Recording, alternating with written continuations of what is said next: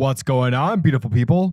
It is I, your flying locomotive, and faster than a speeding bullet SuperCliff, coming at you live with a brand new video. And for today's majestic and fantastic video, we're going to be tackling a brand new issue number 1, a new beginning for the DawnofDC, that being of course Hawkgirl, issue number 1. But before we dive into everyone's favorite mace-wielding warrior, if you are new to the channel, then smash that like and subscribe button.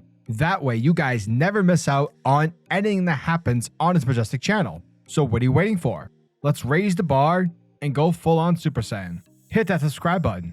Thus, without further ado, let's start smashing stuff with Hawkgirl, issue number 1.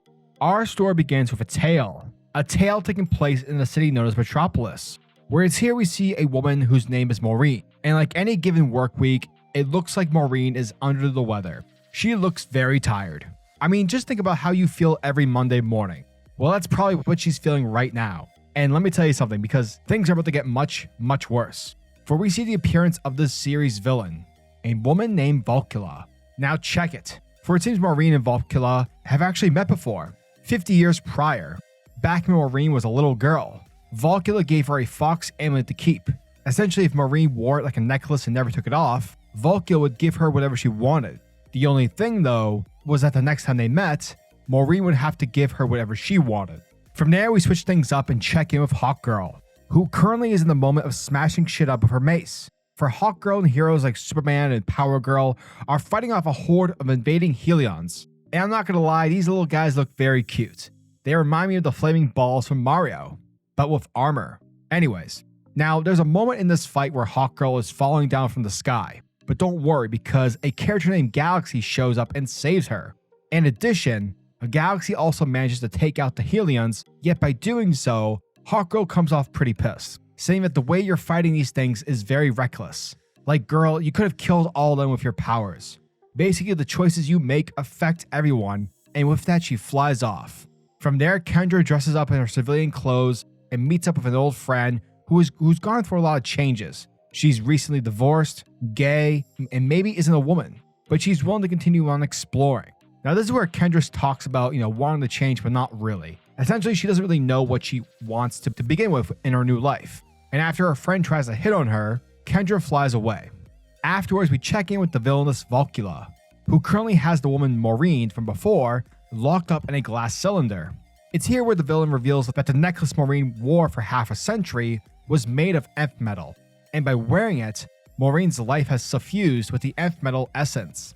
Elsewhere, Hawkgirl calls up Batman, and because this is Batman, the Dark Knight is prone to know everything. Thus, Kendra asks him if he knows anyone named Galaxy. Batman tells Kendra that according to his files, Galaxy was born on the planet Cylinder and came to Earth 12 years ago, adopting the name Taylor Bazal. Galaxy has the ability to perceive and manipulate the energies that surround her, gravity, light, and heat. And right now she lives in Metropolis, specifically A-Town, we took that Action Comics reference, where she lives on the top floor of a building with her girlfriend. However, before anything can continue, elsewhere Volkula activates the machine, and upon doing so, it electrocutes Hawkgirl. But we'll get back to her in a second, because switching things over to Volkula's hidden lair, it's here where the machine is shown to be transferring the nth essence from Maureen into a portal. So yeah, from what we gather, Volkula is trying to use nth metal energy to power up an opening to the nth world. Unfortunately for her, the experiment fails, but it's made apparent that Maureen has a new look because of what happened, and that is terrifying. Nonetheless, Maureen, according to the villain, still has further use. Over in Metropolis, we check in with Galaxy, where she's leaving a message for a person named Nia. Apparently, Galaxy, according to one of her dreams, was supposed to help a bird girl. And seeing that she saved Hawkgirl earlier, she's starting to think that, with Kendra acting like a jerk, that perhaps she wasn't supposed to save her. From there, after getting acquainted with her girlfriend, things start to get freaky as a loud crash is heard. And it turns out that whatever was happening with Hawkgirl transported her to Galaxy's home. And that, folks, was the end of Hawkgirl, issue number 1. And thank you guys for checking out my video, as it truly, truly means the world to me. So yeah, the best way to describe this issue is, yeah, it's alright. Now, before I begin, I want to say that I want to make it very clear that I do not support hate or bullying. Know that what I'm about to say is me reviewing the comic and its story alone. Okay, so the writer for this issue is Jadzia Axelrod. I'm definitely pronouncing that name wrong. Sorry. She is trans, and that's 100% okay. However, I feel that a lot of this book, at least the parts of Kendra, are very much on the nose of where the writer stands politically. And that's fine to have those views and whatnot. You know, I support that 100%, but in regards to Hawkgirl's character, I didn't get the sense that I was actually reading a story about Hawkgirl. Rather, I felt like I was reading a story about Axelrod as Hawkgirl. You can have a story that explores identity and finding one's, self through change, but you have to weave it into the narrative where it feels organic and not preachy. Granted, this section of the book is only 2 pages, where it feels like, it's very obvious. However, these are the only, pages which focus on Kendra's character outside the awesome action scene we get with her fighting alongside Superman and the other heroes, which was fantastically quickly and well drawn, so props to that. Instead, a lot of the issue is centered around villain who didn't really interest me. She has a creepy side to her, but that was really it. Maybe I just need more from this character moving forward. And the other character is a character named Galaxy, and I can bet you a lot of money that no one knows this character unless you read the DC young adult books, specifically Galaxy the Prettiest Star.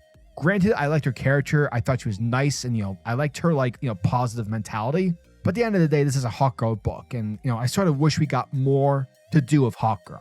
But overall, Galaxy seems very positive, and I'm intrigued. Overall, I think it's safe to say that this series is just not meant for me. I understand what Axelrod is going for story-wise. However, I think the story would have worked better if the messaging wasn't so much on the nose. I think if she weaved the theming across the 6 issues without jarring injection into the story's narrative, then the book would have felt more natural with its telling. The theme and messaging is great. However, it's one of those instances where knowing when and how to execute is key. So yeah, as always, I am a majestic sayer over at SuperCliff, and if you guys are new to the channel, then do me a solid by smashing that like and subscribe button, and also the notification bell so you'll never miss out on an upload, and so you'll always be kept up to date with your favorite top tier comics happening in the comic book world. Now tell me, what are your thoughts and opinions on this issue? Are you guys excited for Hawkgirl issue number 2? Let me know down in the comment section below. And until the next video, peace. Giggity goo.